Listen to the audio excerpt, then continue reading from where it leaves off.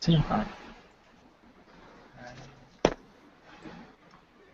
in the 1970s, when the Philippines first started its state-sponsored migration program, it was mostly the Filipino men who were the poster boys of migration, working out in oil rigs and construction sites in the Middle East. Today, the tides, or shall we say the flight patterns of migration have changed. Demand in the service sector, mostly for domestic work and caregivers, have opened up a lot of employment opportunities for Filipino women. And today, almost half of all OFWs are women. In an earlier Rappler discussion on feminized migration, Will talked about how OFW has come to mean overseas Filipino woman, and she has brought rise to this new kind of working mom, the mom who works abroad and is separated from her children for years on end. Good afternoon. I'm Anna P. Santos. Thank you for joining us today on this Google Hangout, where we talk about OFW women and the children and families that they leave behind. Joining me for our hangout today, we have Miss Good afternoon, Ms. Cordova. Ms. Tessie Beth is a psychologist and a community relations manager and gender and development head for Clark International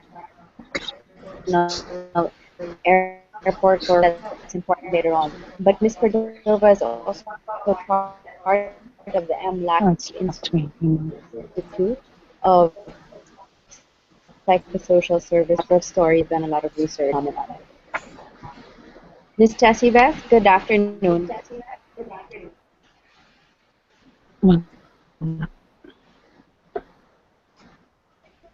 And also joining us from remote, we have patched in, we have Cristel Romaraog, 60-year-old scholar of the Overseas Welfare Workers Association.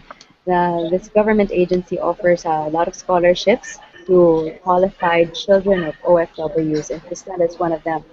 She lives in Batangas with her father and 5 siblings, and Cristel's mother, Leonida, has been an OFW for 11 years. She's worked in Singapore, Taiwan, and Dubai. And right now she is living in Singapore, working as an OFW, as a caregiver and household helper, and almost an all-around. Hi, Cristel.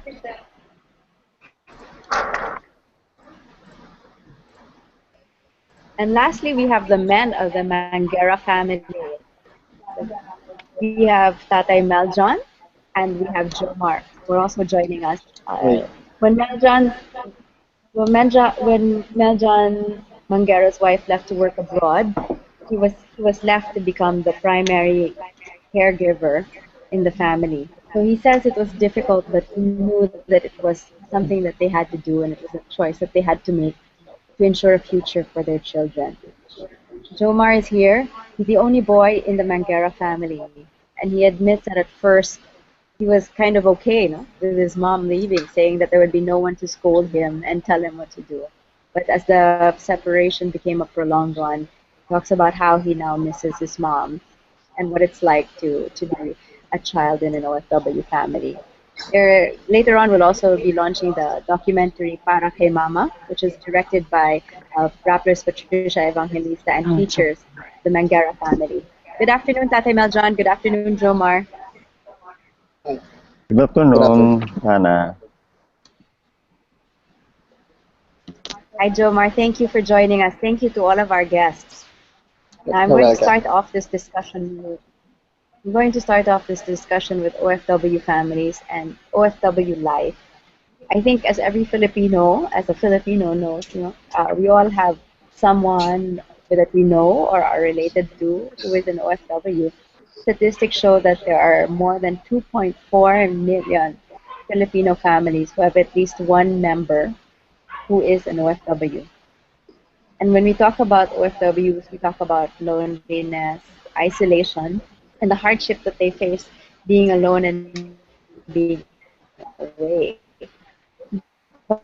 But there's also an Cassie Beth, I'll go first to you. You've done some studies on OFW families. And there's one that I particularly hope that you can share with the viewers, the one called Nawala ang Ilaw ng Tahanan.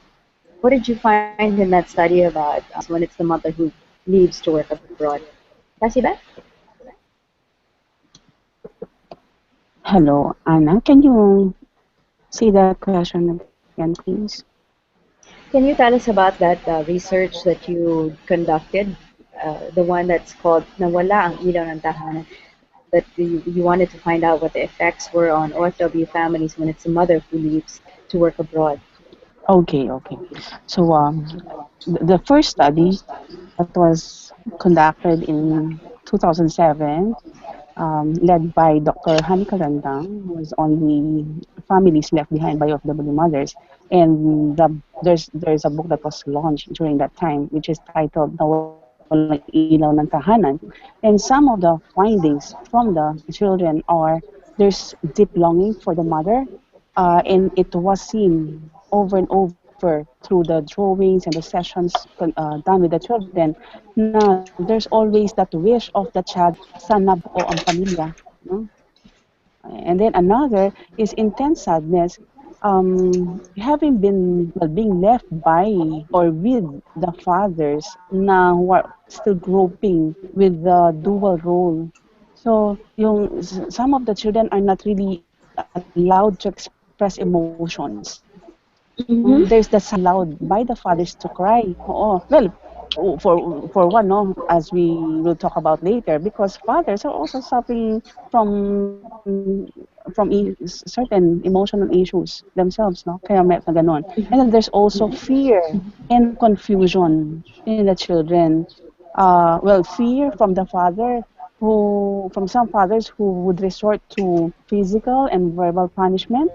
Kasi nga, the fathers are still groping, so they are they themselves need some guidance on parenting. And then there is confusion because there's this child who heard from the father telling him na, hindi naman nakakabuti ang pag-abroad ng nanay mo. Diba, ganon. And then, whereas the child would hear from the mother na, I'm doing this, nag-abroad ako for the family. But then, Mm-hmm. there's that contradicting message naman coming from the Okay. father na hindi naman. Of course, school performance of the All children right. is adversely affected. Mm-hmm.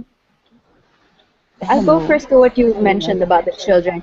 You said that there was an intense longing on their part to be with their mother and a wish that their family could be complete. Was this, Yes.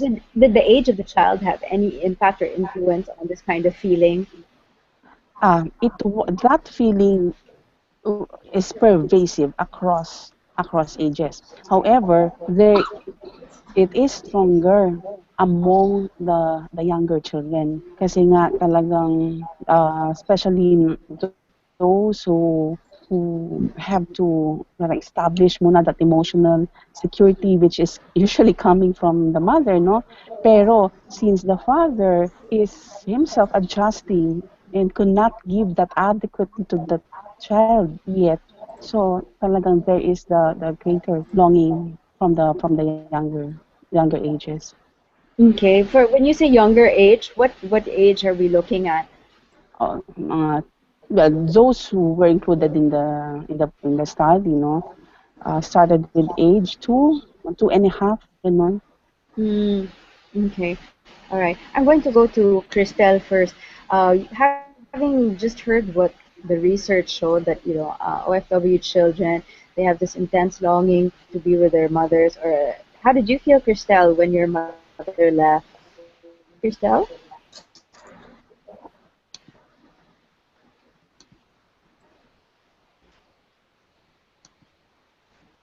while we're patching her up, maybe we can go to Jomar first. Jomar, Yes. we just heard what Tessie Beth shared about kids and how they feel when their mothers leave. Tell us first, give us a background. How old were you when your mom first left to work abroad, and how did you feel about it? The first time na umalis si ma'am na lumayo sa amin, I was 10 years old, I Mm-hmm. think, if I'm not mistaken.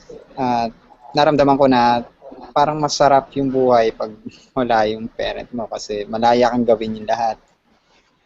And then later on, na-realize ko na mahirap pala pag wala yung magulang, especially pag mom. Walang magpa-plancha ng damit mo, walang mag-aasikaso ng mga susuti mo, even yung pagkain nyo sa umaga, walang mag-prepare. Although, kaya naman gawin ng father, but iba talaga pag mommy yung nag-aasikaso dun sa mga bagay na yan. So, mahirap din. Salamat, Jomar. Naging very honest ka na. Sabihin din na, syempre minsan sa side na ng mga kids, no? Ayaw mo nang may authority figure, wala. Mas okay nga minsan na isip mo. Wala na mangungulit. Mababawasan ang mag-uutos sa'yo. Thank you for being honest about that.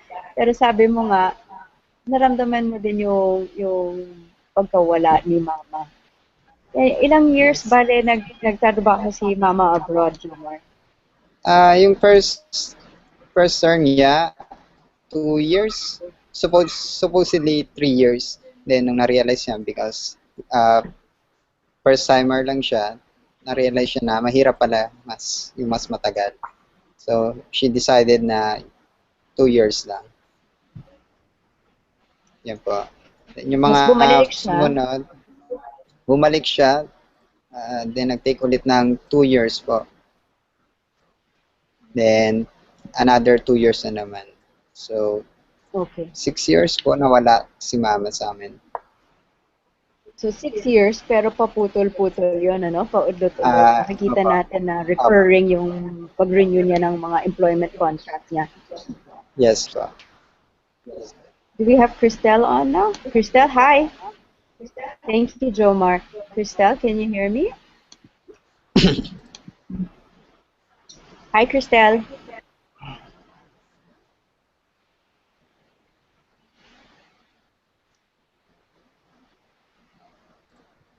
Hindi, meron pa rin tayong slight difficulty connecting with Cristel. Maybe we can go now to Tatay Meljan. Meljan, sa side naman ng isang father at ng isang asawa, ano yung naramdaman mo nung paano naging pag-deal natin with Maribeth choosing to work abroad? Hindi rin naman naging madali sa akin na mag-abroad siya dahil kasi hindi ko naman talaga gusto. Nung una nga yan, nag-a-apply, kontra na ako. Dahil kasi, alam ko na ang sitwasyon. Marami na rin ako nung nalalaman. Tsaka galing din ako sa abroad. Galing since 1993, nag-work ako sa Saudi Arabia bilang isang artist. Nagkaroon lang ako problema doon sa dahil kasi din sa kumpanya namin. Parang nalugi, nakauwi ka, and then nag-try ulit ako ng second time. Pag-try ko, nagkaroon na ako ng depensa sa medical ko, bumaksak ako. So hindi na ako nakabalik. Kaya ang aking asawa, napilit na talagang siyang umuungot sa akin na siya makapag-abroad. Dahil kasi hindi rin naman talaga sapat yung kinikita ko. Dahil pakontrata na ako, wala. sorry. Yung minsan may trabaho ako, nagwe-welding ako, and then at the same time, mag-print ng t-shirt, hindi continuous. Kaya yung nababahala siya, lalo na sa pagpapalaki ng pamilya namin. Kaya alas yung nag-aaral, So, masakit sa akin na umalis siya, pero wala rin naman ako magagawa kung gusto niya. Dahil kasi nakita ko rin naman sa kanya, hindi siya niya na makatulong. Dahil kasi sabi nga, mag-asawa, tulungan. Pero masakit din sa akin, hindi na ako ang lalaki, dapat sana ako magpo-provide. And then, kaya lang, ganun nga. Siguro ganyan talaga buhay pagka yung pareho ko yan, na gusto yung umunlad, paraan. Which is, ang nagiging paraan lamang yung mag-abroad. So, pinayagan ko na rin siya. Ang ganda ng mga points na binanggit niyo po, Tatay Meljan, yung kailangan magtulungan ang mag-asawa. It's a partnership nga naman. Yun nga lang, ang minsan na masaklap siguro is yung paraan na magtulungan means may isang aalis. Cristel, can you hear us now? Hi, Christelle. Yes Christelle? po. All right. Think you can hear us now. Hello We'd like to go to you and po. ask you about your own experience. Ilang taong ka nang unang umalis si Mami Leonida?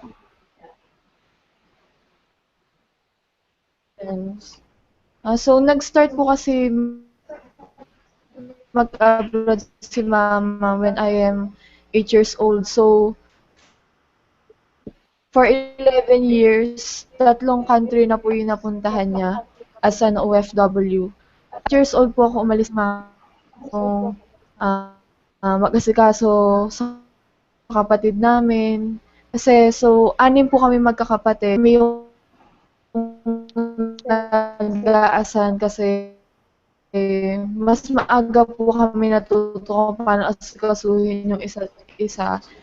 At dumating din po kasi yung time na parehas po ng parents namin ay na syempre kailangan namin, mahirap naman po na through text lang namin. So, lalo na po na si Mama po yung nag-abroad, may mga bagay po kasi na hindi namin nasasabi kay Papa na mas maganda sabihin namin kay Mama. At may time din po kasi na habang nasa abroad po si Mama, mahirap po kasi dito hindi namin alam kung ano po talaga yung tunay na lagay niya. So kapag po nagkakasakit si Mama na homesick siya, may mga time na na-comfort, alam namin yung comfort na yun, kulang pa din po. So sobrang hirap po talaga ng sitwasyon kapag na yung mami mo pa po yung nasa ibang bansa po. Okay. So, medyo, I'll Hello just po. summarize that a little bit para lang kasi medyo nagpuputol-putol yung connection natin. But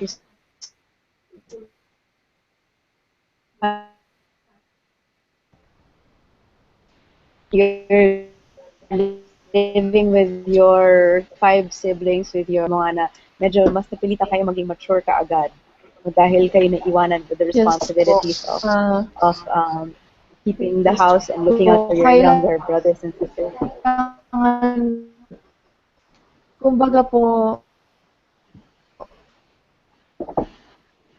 yes po, kumbaga po kailangan mag-mature po kami as the po na. Si Papa po nagtatrabaho din po siya.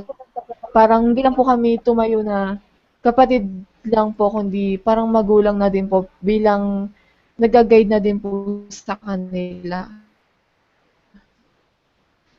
Babanggitin ko lang, pareho na halos the same age kayo ni Jomar, no? Jomar, you were 10 when your mother first left. Tapos si Cristel naman, Yes. 8 years old.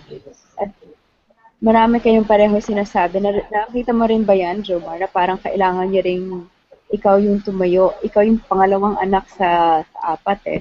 Na-feel mo rin ba na kailangan mo maging responsible sa mga nakababata mong kapatid tulad ng sinasabi ni Cristel? Yes po.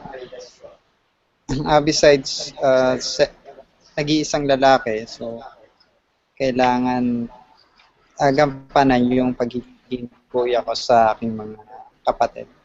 Especially dun sa mga younger. Yeah. Ang tanong ko, since pareho kayo ng age, paano pinaliwanag sa inyo ng magulang nyo na mag-a-abroad si Mama? Paano nila in-explain sa inyo yun? Jomar? Yes. Naalala mo ba? Paano nila in-explain sa'yo? Madali lang po eh. Sinabi lang nila na kailangan nilang magtrabaho because yung financial para masuportahan, especially dun sa mga sa pag-aaral namin. So, ganun lang po kadali yung in-explain nila sa amin noon. Cristel, ikaw naman, naalala mo pa? Paano in-explain sa iyo ng parents mo na kailangan, nung unang umalis si Mama, paano nila in-explain sa iyo? Honestly speaking po kasi, so umalis po si Mama, nag-start po siya mag-abroad. Bata pa po kami. So yung isip po namin hindi pa rin po ganun ka-matured. Nung nagpaalam po siya sa amin na mag-abroad siya, parang okay lang kasi nasa isip po siya na sobrang hirap pa din po pero na-explain naman po sa amin ni Mama na para pa din po sa amin para mas para po makapag-college kami, para ma-provide po lahat ng pangailangan po namin. Yun po. Maribeth, I'm going to go to you. Tessie Beth, I'm going to go to you again this time. Yes. Tuloy natin yung mga Yes. similarities dun sa situation ng OFW kids as seen by Jomar and Cristel. Unang-una yung napilitan sila mag-mature. At 8 years old and at Yes. 10 years old, they take on a lot of the responsibilities of the household and of child care and child caregiving. Secondly, yung pag-explain sa Yes. kanila ng mga magulang kung bakit kailangan mag-abroad. Paano ba dapat mag-explain sa isang bata? Sapat na ba yung sabihin na kailangan nila mag-abroad dahil for financial reasons?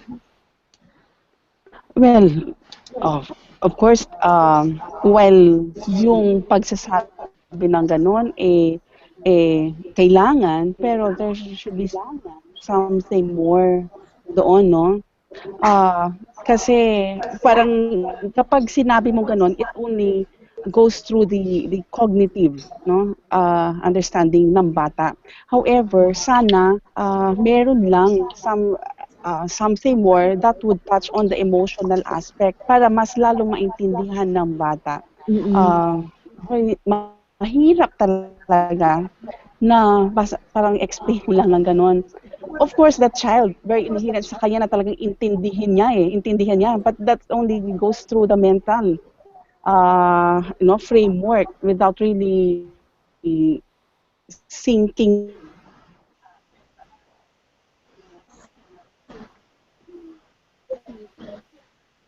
kanina yung sinabi ni Cristel din, no, like and also Jomar, yung mga difficulties nila.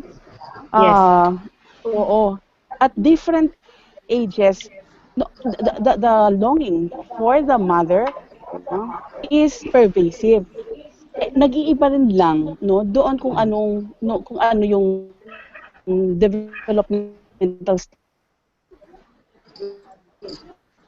no, The connection has na skipped. Tessie Beth, can you hear us still? no, Hi, Tessie ay Beth.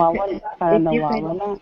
If you could kindly repeat what you just mentioned about yung pag-take on ng responsibility for OFW Yun. kids. Yeah. Particularly yung mga nakakatanda, no? There is that tinatawag nating tagasalo, no? Tagasalo syndrome.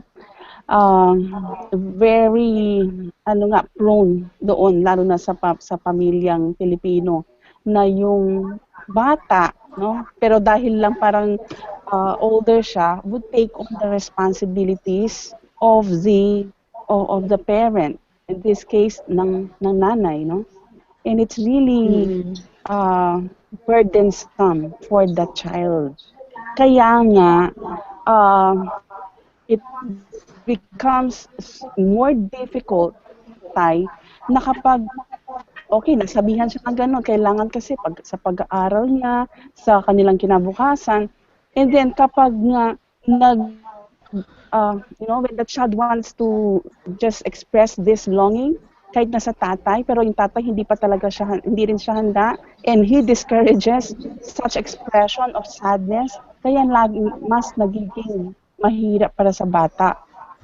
Kaya what is really necessary is magabayan yung tatay and anak na lalo na sana kung nandun pa yung nanay to really express, allow them to just express what they're feeling, even with the forthcoming pagtatrabaho ng nanay. Ganda yung sinabi mo, si Beth, about paghahanda dun sa mga OFW families that are left behind. Paghahanda sa mga anak, paghahanda sa father. And I've been working on this project on OFW women for the last couple of months, and I've seen that in a lot of families, nagmamadali or madali masyado yung pagprepara ng mga magulang. They're so focused on the logistics of leaving na minsan hindi mo masyadong na-explain na mabuti dun sa mga pamilya. Hindi sila nakakapaghanda for the day-to-day na mangyayari pag wala na si mommy. Could you comment on that? Kasi Beth? Uh, Liam, sorry, Anna, kasi I lost some,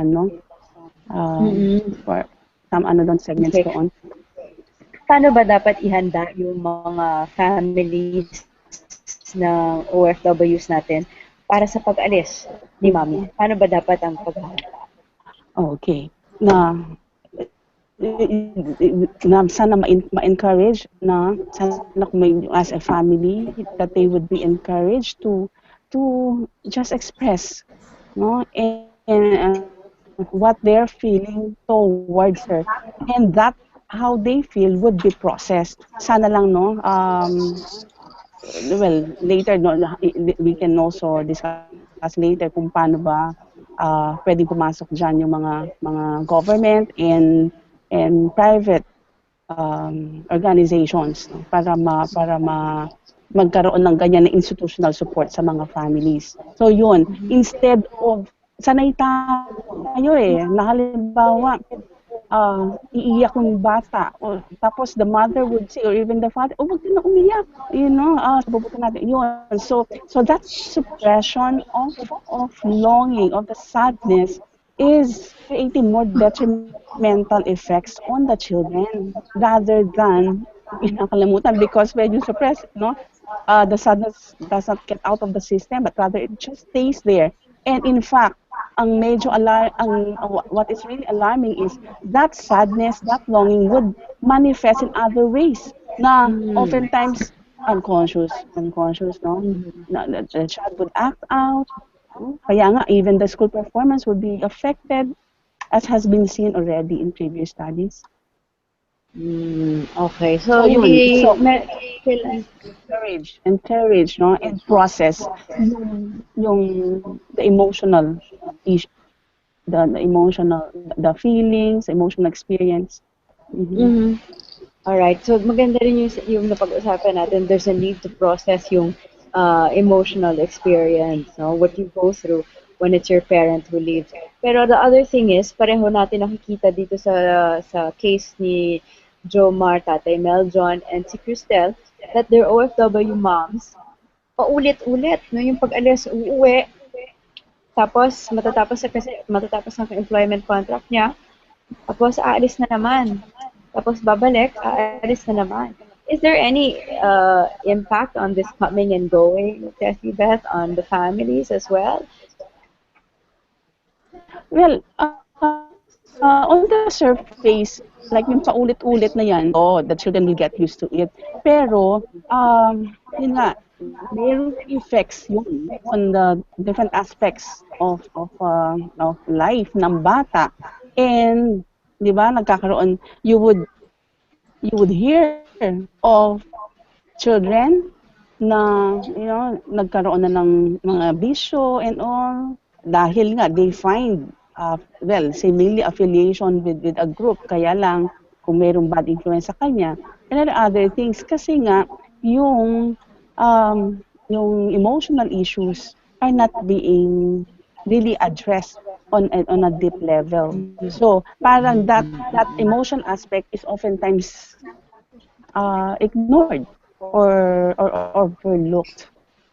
Sabi nga, sinasabi lang na ganyan, pero sana lang ma-address talaga what they're experiencing and going through. And Tatay Meljon, pupunta naman ako sa inyo. As a parent, paano nyo na-explain at paano yung everyday yung pag-aalaga? 4 po yung naiwan sa inyo. Paano kayo nag-manage to be both the father and the mother in the household? Ang hirap talaga. Mabuti sana kung hindi rin ako nagtatrabaho. Kaya may mga time na aalis ako dahil tatrabaho ko, iwanan ko na lang sila. Bahala na silang magluto ng kanilang kakainin. Lalo na yung isang panganak, hindi na magluluto, si Jomar. Kahit na sila maliit niya, iiwanan ko yan. Lalo pag ako nagmamadali. Minsan kasi may mga trabaho ako na minsan sa gabi din ako gagawa. Kailangan sa umaga naman ako matutulog. So, yung mga ganong sitwasyon, sila ang gumaganap noon. Kaya lang, meron din mga sitwasyon na hindi naman natin pwedeng, hindi ko naman pwedeng sabihin na mababait yan ng talagang napakabait. Pero meron din mga pagkakataon na sumasala din yung mga batang yan.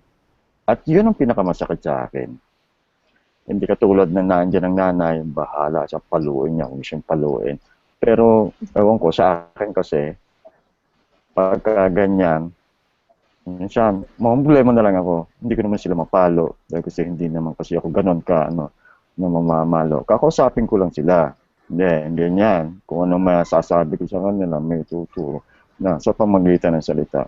Yun, pagka merong sumablay pa rin, para bang gusto ko, yung tug ko na lang ang ulo ko eh. Paulit-ulit na lang tayo, tapos ganyan. Wala ka na nga ng problema natin. Wala mama niya. Buti sa kanaan dyan. Okay lang sa akin. Mama mo, problema sa inyo, tapos problema sa trabaho.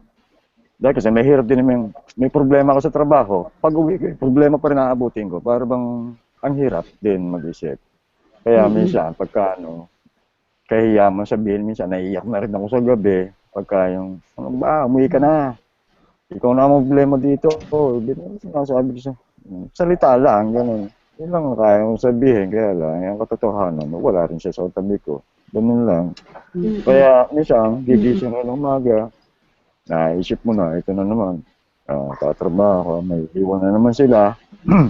Dumadating yung punto na magmamadali ako, uwi ako ng tanghali, dahil kasi walang ulam, kailangan nagmamadali ako, dadalang ko sila ng ulam. Sa gabi, bitbit ko na yung ulam, minsan luto na, para hindi na magluluto. Dahil kasi kung magluluto pa, matatagalan pa. Ang ganda ng sinabi mo, Tatay Meljon, na wala kang parang partner na hingahan ng normal na samaan. Minsan yung samaan ng loob as a parent, no? Wala kang partner na mahingahan or masabihan to share yung tribulations of being a parent. Napakaganda nung sinabi mo. Minsan hindi natin nabibigyan ng tamang pansin.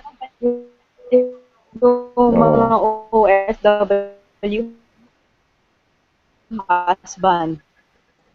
You've been talking about. Also, meron din OFW husbands na emotional at mabigat din yung dinadala nila na nagiging single parent sila by default.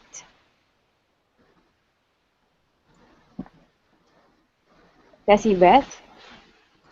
Oh, hello? Yes, Tessie Beth. Can you hear me? Yeah. Yes. Okay, now I can hear you, Anna. Now I can hear you. I just wanted you to comment on what Tatay Meljon had earlier shared about how ang hirap, no, na kailangan mo maging parent. And sometimes it's hard. Pero nakakatulong yung meron kang kapartner na co-parent na mahihingahan ng advice on parenting na wala ang OFW dads. Tell us about what you've seen in your research on the impact on OFW husbands. Yes, okay.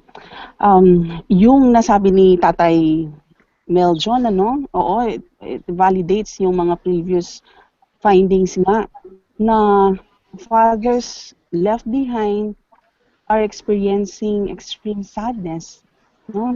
Dahil nga nawalang ilaw ng tahanan, nawala ang partner. You know, with more destitute fathers, sabi nila, hindi lang nga nawalang ilaw ng tahanan, haligi na lang ang natira. And yung mga parang words doon is, for others, hindi lang haligi natira, poste na lang daw natira. You know, yung poste parang electric lang, wala ng ilaw, it's just poste. Yun, so parang just to illustrate how lonely they are feeling now. And then yung sabi niya talagang mahirap. You know, sabi I heard Tatay, no? And you know that experience of seeming not to be able to do anything, parang helpless is really a difficult experience. No? for some fathers, sabi nila na yung the role which they as fathers are or supposed to be playing, yung breadwinner of the family, yet they cannot do it this Yeah. time. But rather it's the mother that's doing it. Yun masakit yun. Tapos, ang mas mahirap pa doon it creates a feeling of shame, no? With some fathers. And we have seen that. We have seen that in our Mhm. in the program that we Yeah. did. Yeah. You can actually tell us about that. Oo. Tessie Beth and the MLAC Psychosocial Services for Well-Being, they have a program called Yeah. AMA. AMA na magaling Yes, mag-aruga yes. sa anak, or the father that can Yeah, look after their children. exactly right. Why did you come up with this Yun, so program? you mentioned that, no? So yung ama, oo, because the findings have been made very clear from the launching na Nawalang Ilaw ng Tahanan, and then yun, yung mga talagang actual na next. It's so sad that yun nga, these OFWs, no, are being hailed as modern heroes and heroines, economic contribution to the country. Yet the social costs that this feminized migration is causing on the families are are are left neglected, no? So with MLAC, dahil nga isang advocacy program na yon, launched that together with the host locally based Mm-mm. organization in government organization in Pampanga, which is the Clark International Airport Corporation. So together, they did that. We did that, no? Yung AMA program, AMA, What which were is spelled as AMMA. Oh, and Tessie you're Beth? right in saying it. Yeah. What were some of the things that you saw na kailangan ng mga OFW husbands? Ano yung mga specific interventions na kailangan nila? Okay. So, well, like in the specific case that we did, in the specific program that we did, no, we um, we did 7 sessions of the program, and each session would normally start with an input on parenting, no, on parenting, Mm-hmm. and then iba-ibang topics, no, Okay. parenting, basic psychological needs. We also had family financial literacy, no. After every input, a processing. So yung big group, yung group of fathers would be split further into smaller groups. And then each small group would be told that yung mga issues Okay. There were some nila talks on how to deal on parenting. na related yung sa topic, for example, sa parenting would be discussed. And then I would like to point out yung context nung small group processing na yon, that it's very important that the therapist would foster an open, non-judgmental attitude, no, towards each father, no, and an atmosphere that would pervade dyan sa atmosphere ng grupo, para the Tessie fathers Beth, would be able. can we elaborate a little bit on the non-judgmental attitude? Kasi Yeah. and we got a comment on Twitter earlier, minsan may stereotype ang OFW dads. Meron tayong naging comment earlier on Twitter. Somebody said, simple answer why Filipino women migrate. Filipino men are lazy. Otherwise, we would be a Oh, progressive nation. oh, Kaya, that's sad, no? mm-mm. May stereotypes ba ang mga that the OFW dads have to deal with? Um, with the group that we had the chance to work with, so far naman, walang nagsabi talaga na kasi tamad yung asawa ko. In seeing that the economic difficulties the family is experiencing, and so parang nakita yung chance to work in this case yung sa abroad, so she grabbed it.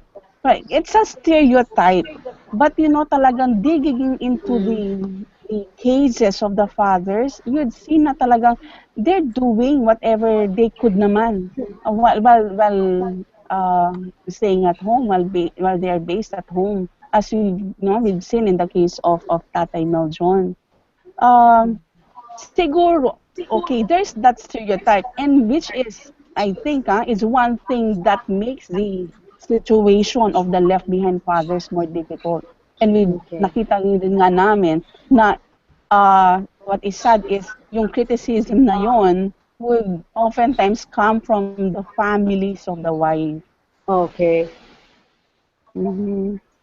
We also got a comment from Fritz John Mingao on social media, on Twitter. Migration leads to broken families and rebellious children. Cristel, ikaw muna.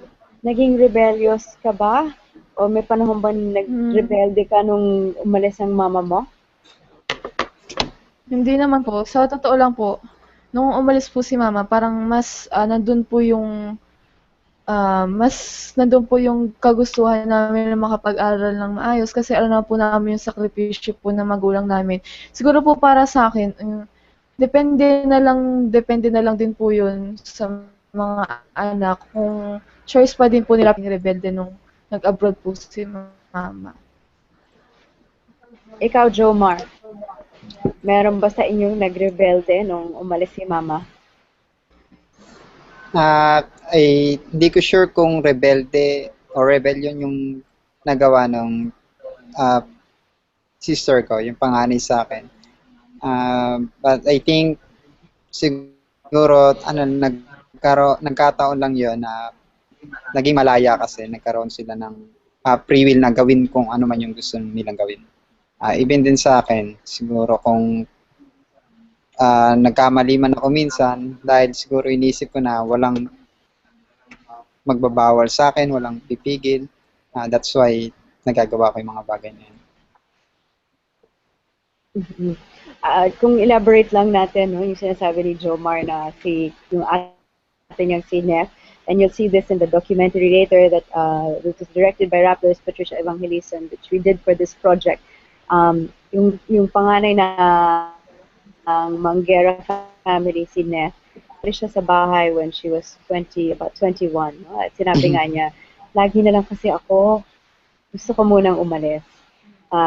Tumatawa ka, Father Tatay Meljan, naalala mo pa yun. Yung ba, tingin mo ba doon medyo nagrebelde si Neff?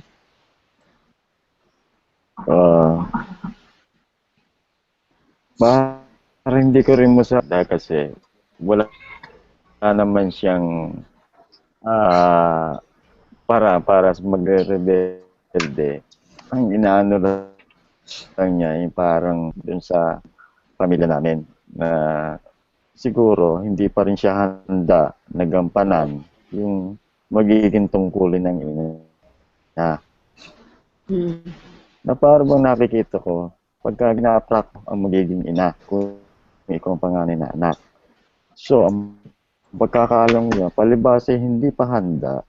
So, para bang, ewan ko kung masasabi kung yun yung pagre-rebelde, pero para bang ibig niya maano muna, maging malang na sa hirap ng nararanasan niya rin sa pag-aaruga sa mga kapatid niya. Hindi lang kasi ang ano ko sa kanya. Pero nakita ko naman, hindi naman siya kung siya man lumaya, nagtrabaho din naman siya. Kaya lang, yung nga gusto niya, yung pwede naman siyang uuwi sa bahay kung siya yung nagtatrabaho. So, mas pinili pa niya yung magtrabaho din siya. Yung trabaho niya sa bahay pagka yung baka ganun lang sa kanya. Maganda rin actually nagtutugma kayo ng sinabi, no? Meljan at si Neff. And I've written about Neff in another Rappler story related to this project. Sinabi rin naman ni Neff na she just needed to get away. Pero sobra daw na miss niya yung pamilya niya. Kailangan daw siya ng pamilya niya. At siya din, kailangan din niya yung pamilya niya. So, ano lang din siguro, another way of dealing with the early responsibility, another way of dealing with having a parent, one of the parents being away. Okay, nandito na tayo sa coping strategies kasi ito yung mga nakita natin na may stereotypes din ng OFW children. Apart from the OFW dads, you have stereotypes that you have to handle. And there's certain coping mechanisms. I mean, minsan nagre-rebelde, minsan sinasabi nila that the fathers act out. Kasi Beth, ano nakikita natin both positive and negative coping strategies of OFW families? Okay. Well, yung mga some of the more positive coping strategies ng mga fathers, no, will include nagsusumikap sila na makapagtrabaho ng kahit ano lang kaya. A number of these fathers left behind would engage in driving a tricycle o kaya basta maghahanap sila ng pang-support. So that then hindi rin masabi na hindi according to them, no, na hindi lang puro ang asawa ang nagtatrabaho, but rather they're also able to contribute financially. And then yung mga ibang fathers naman na well, kahit na yung merong part-time job o wala, of household work, no? Kasi nga, well, by the time that they would wake up at mga 4:30 talaga mag-umpisa na yan, magluluto ng breakfast ng mga anak nila, lalo yung mga, kasi pupunta pa sila sa school, papaliguan nila, and all, no? Hanggang sa talagang hanggang sa gabi na. But then let me mention din lang na one thing that we found out, even if the father is so preoccupied doing these household chores, and yet dahil nga there's no prop of what they're doing, you know, to them work. That was asked from them. Sabi, ano po, may trabaho po ba kayo? Sabi nila, wala pong ginagawa nyo. Describe your a typical day. Yun nga, ay litany ng mga ginagawa nila. Tapos they would say, I said, and then what happens next? Hanggang sa iisipin na yung gagawin na pang lunch. I'm just going to summarize what you said, but just to summarize what you said that the fathers actually find a way to earn a little bit of money, whether through odd jobs or whatnot, and they take on a lot of the household chores, but because these chores are seen as women's work, sometimes the OFW husband hindi na nabibigyan ng affirmation no, sa mga ginagawa na pag. Well, yeah. Yeah, sorry to interrupt, but I had to summarize that just in case it wasn't caught on the stream. Please continue. Okay. Well, they feel that a sense of shame, no? Apart from these things, having been stereotyped as parang woman's domain, no? But the fact that it's an unpaid work, to them, it's not work. Pero, you know, even if it's a lot. Kaya in one of the sessions, when each work was given a monetary value, they found out na hanggang, what they're doing pala at home is amounting to about 37,000, yung ganon, no? So, yung ganon. And then, you also asked about the more para-negative effects. Yes. One that was seen was, yun nga, because they're experiencing loneliness, at parang mag-isa na lang, yun nga, minsan talagang na-spill over sa mga bata. No? For some fathers, talaga meron na-report na medyo stiff yung kanilang pagdidiscipline. Kasi they're preoccupied with a lot of things, so ganon. And then there is at least one from the group who admitted having or looking for an outlet sa mga beer houses and having sexual relations with bar girls. Oo. Among other things. What else did we see in terms of positive coping mechanisms from the children, positive and negative coping mechanisms From from the the children. who are you asking, Yes, Anna? Ibe. Okay, Anna. Yes, from the children. Hello. Yes. Oh, okay. So yun, some coping mechanisms naman of children are, well, playing, no? It's a nice talaga and healing coping mechanism, especially if that would be encouraged by the father or and other adults around the child's environment. And then some engage in sports or mga drama or even music pala that is so malakas sa mga Pilipino, at least with this What Filipino we've, families, no? what we've also seen is that what we're also seeing is that technology is playing a greater role in keeping transnational or OFW families together. The Philippines has always been the social media capital or before it was SMS capital of the world. Now we're the social media networking capital of the world. Our friends from Skype have furnished us with some numbers. There are 300 million users of Skype worldwide, and in the Philippines there are 3 million users of Skype, and 250,000 of those users use paid Skype. Uh, Cristel, alam ko kanina nag-usap tayo, sabi mo yung mom. Cristel, Yes po. paano mo ginagamit ang technologies like Skype to connect with your mom?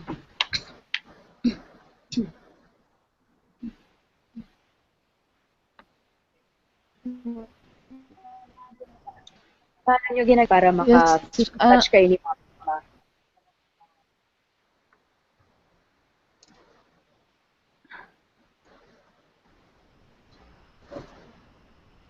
Yun. So, nagko-connect pag ano po, para mas maayos Cristel? po yung communication pa din. Yes po. No po. Tuwing kailan kayo nagsa-Skype ni mami?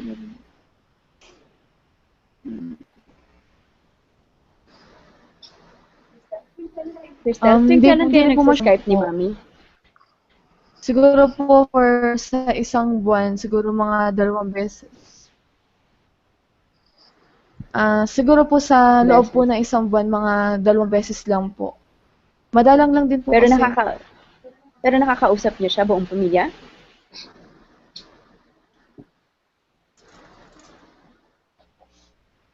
Cristel, nakakausap niyo siya buong pamilya?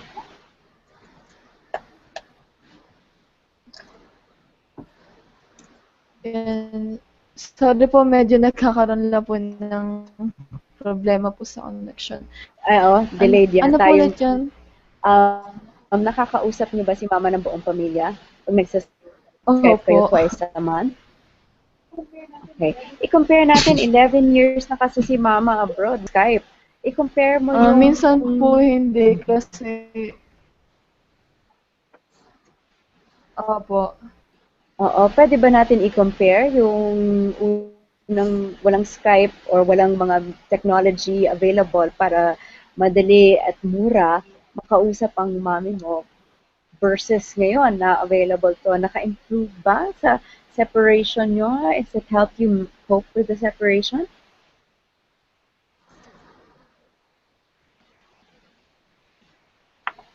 Syempre po sobrang hirap po kapag wala yung mga ganitong technology kasi mas mahirap po yung communication tapos hindi mo alam kung ano talaga yung sitwasyon ng magulang. Like po ngayon, mas nakikita mo siya in person, kung ano talaga yung sitwasyon niya doon, mas nalalaman mo, mas nararamdaman mo kung ano talaga yung nangyayari sa kanya. Po na nagkakaroon ng problema si mama, syempre through Skype po nag-uusap kami, mas naka-comfort po namin siya. So may aspect din talaga na you can be there for your mother and at the same time they can be there for you. Actually, emerging trend nga itong nakikita Yes natin po. that there are a lot of OFW families that use Skype, Viber, Yes, Google, yes. Facebook napakataas Yes. ng penetration ng Filipinos sa Facebook, Right. and almost 95% of all Filipinos are on some form of social media. So nakakatulong talaga to sa connectivity or staying together ng isang OFW family. Cassie Beth, was there anything in your community programs that you noticed about technology and its impact on Yes, bringing yes. families together? Yeah. Yeah, and it's good that you pointed that out, no? In fact, itong mga fathers na have reported that merong sa kanila who communicate with them on a daily basis. In fact, in one of the visits, no, that we did, tama-tama nandun yung nanay and we communicated with her through Skype. Mm. Uh, Mm.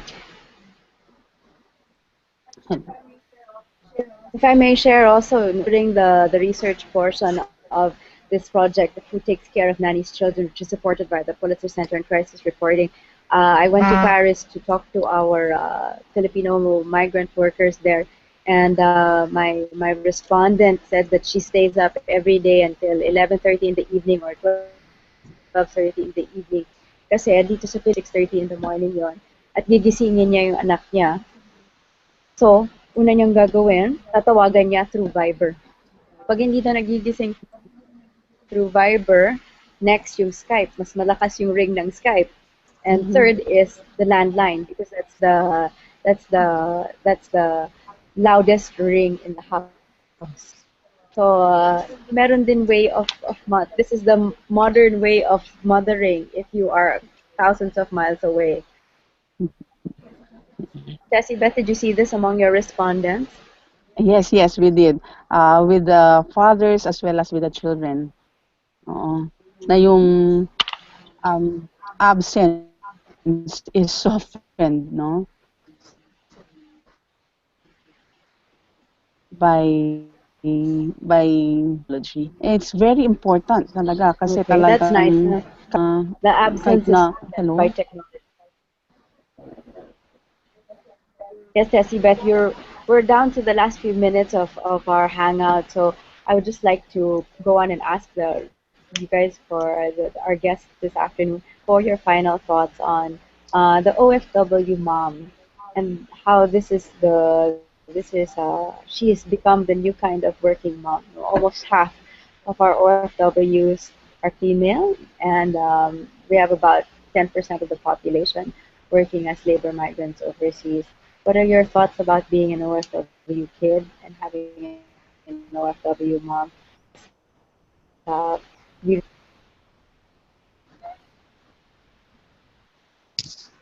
Zomar, anong masasabi mo bilang isang OFW kid at meron kang OFW mom? Anong masasabi mo about this experience? At marami nanonood din na OFW kids. Marami din nanonood na OFW moms. Ano kaya yung mapapahiwatig mo sa kanila? For me, yes. For me, sana yung mga nagpa-plan na mga parent na abroad, just to support the financial. Sana gampanan nila muna ng mabuti bago sila umalis. Kasi hindi na biro once nakaalis na sila ng bansa, hindi na nila kayang gawin pa yung mga dating ginagawa nila nung nandito sila sa Pilipinas. Yun na po. Sige, so sana mag-isip muna.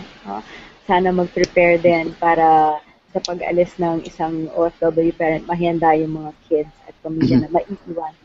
Thank you, Jomar. Cristel, ikaw naman, anong masasabi mo dun sa bilang isang OFW kid?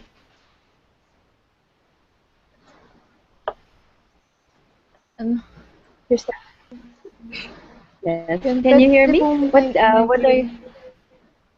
are your final thoughts on being an OFW kid and growing up with an OFW mom who has been away for most part of your life? Para po ba sa mga anak po ng OFW? Sige lang. Pareho. Para sa mga anak, magbigay ka ng thoughts mo din sa Para mga po ba sa OFW mga moms? anak po na yes. So, para po W, alam po natin na mahirap talaga na yung lalo na kapag may problema ka minsan, hindi mo alam kung kailan mo open up yung problem mo. Pero, mas maganda bilang suklina din sa kanila, mas maging maayos tayo bilang anak nila. Tapos, maging responsible enough dun sa mga actions natin na lalo na kapag yung magulang mo nasa ibang bansa, mas maganda na always mo siyang kinakamusta kasi sa akin po, based po sa experience ko, kapag ang magulang mo nasa ibang bansa, talagang lagi kalaban kasi nila number one yung homesick eh. Minsan kaya din nagkakasakit yung mga, for example sa akin po, mas ibang bansa kasi yan. So mas maganda na always natin kamustahin yung magulang natin, kung ano yung lagay nila, kung maayos ba sila. Kasi minsan, kapag nagkakasakit yung magulang natin, ang pinaka parang healing na sa kanila, kumbaga yung nandun pa din yung comfort ng mga anak nila, na nandun pa din yung pangangamusta na yun po, kamustahin Okay, so natin yung dapat mga kailangan, magulang natin. At doon naman po sa mga kailangan, although magkalayo, thank you, Cristel. Okay, Tatay Meljon, let's hear from the OFW fathers. Thank you. Nag-represent po kayo ng mga OFW fathers at ngayon nabigyan natin sila ng boses. Ano po masasabi niyo bilang isang OFW father coping, dealing with the situation?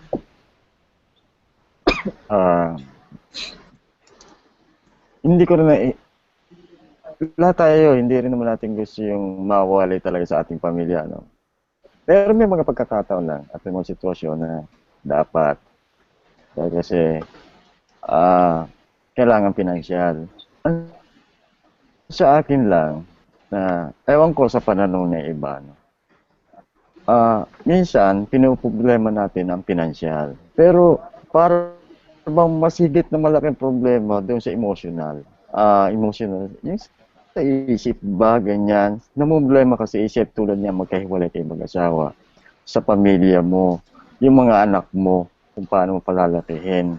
Either na yung lalaki ang umalis o yung babae ang umalis, problema din di ba sa pamilya. Doon minsan nagkakaroon ng broken family na tawag ko doon dahil kasi maghiwalay Bagamat, nagpapadala, no? Pero hiwalay pa rin sila eh.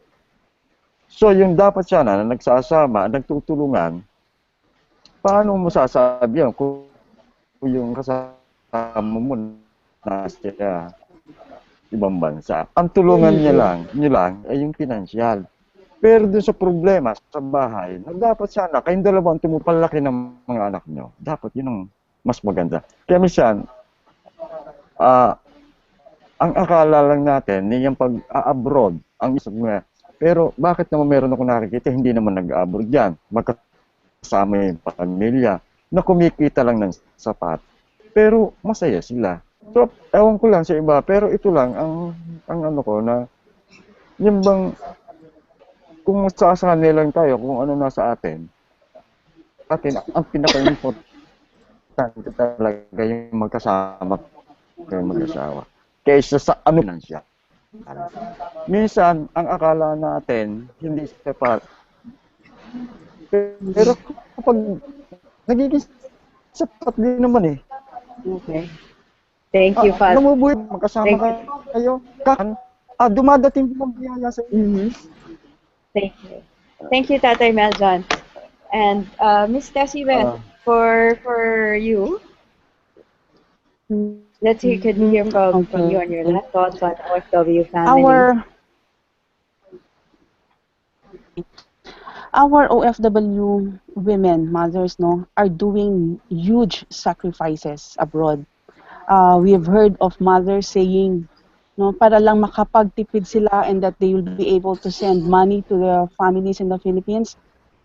Kahit sa mga malalamig na lugar, they would sacrifice not buying snow. They would not buy mga snowshoes kahit na mga kailangan nila. And from the sacrifices of these OFW women, no, the Philippines, the country is benefiting. As one said nga na without the the remittances of these families, the economy of the Philippines will collapse given the worldwide economic downturn. No? Sana lang I am appealing to to institutions, no, government and mga NGOs in concerned to do and sustain yung mga programs with regards to these OFW women and the families left behind. We would like to acknowledge, no, MLAC, the Institute of Dr. Rahani Karandang, has taken the first step in recognizing this. And then the at least among the government institutions, the Clark International Airport is one of the first, if not Okay. the first, who is addressing this. Lalo na, I'm saying this because there is an executive order sa lahat ng lahat ng mga government agencies, and that they are mandated to allocate at least 5% of their total budget to gender and development mainstreaming programs. Sana they would And that find it includes in their, our in their OFW heart. dads. Lang. That includes our OFW Yes, dads, yes, just as you were saying. Okay, thank you so much yes, for sharing yes, that with yes, us. yes. As we've seen from our different guests this afternoon, there are stereotypes that we have to deal with. No, there's stereotypes of the OFW kids growing up to be rebellious, growing up to be, what shall we say, in Tagalog sinatawag natin matigas ang ulo. Pero as we've seen, Cristel is a scholar of the Overseas Workers Welfare Association. She's a scholar for good reason. She's getting good grades, and so her education is being subsidized by the OWA, and it's a great deal of help to her and her family. Jomar, share ko na Jomar Yes. na you and your sister, you know, made a promise, no, to each other and to your family na hindi muna kayo mag-aasawa. Sorry, brinodcast ko na. At meron din stereotypes ang hinaharap ang mga OFW dads na tamad sila o umaasa na lang sila kontento na silang umaasa sa kanilang mga asawa na nagtatrabaho abroad. Nakita naman natin din dito sa guests natin and from what you have shared, Tessie Beth, that there are OFW dads who struggle with their own emotional turmoil and with this new role. Nobody has taught our dads, our Filipino dads, what it's like to be both the father and the mother, the ilaw and the haligi of ng tahanan. Ngunit, thank you for, we've been able to discuss these stereotypes and bring some light to them. And as a last word, I would like to share what somebody has tweeted us here at Rappler, yung mga success, no? Kasi sobrang tagal na sakripisyo ng isang OFW family, meron din naman nakikita tayong success. We got a comment from Facebook, Epili Wagten. It's really a sacrifice, pero after 30 years, we harvested the fruit of our sacrifice. My mother, who is just a domestic worker from the UK, gave us a house for my brother and sisters. Thank you very much, Epliwanag 10, for sharing that hindi lang just domestic worker or domestic helper sa UK ang mother mo. She is an OFW mom. Walang lang doon, walang just. Okay? She makes huge sacrifices, just like all of the OFWs who are working abroad, for their families to have a better life. Thank you everyone for joining us today on this Google Hangout. Their families. Please check out the articles that are now posted on Rappler under the hashtag Balikbayan. These articles, this hangout, and the upcoming Rappler documentary, which you'll be able to watch shortly.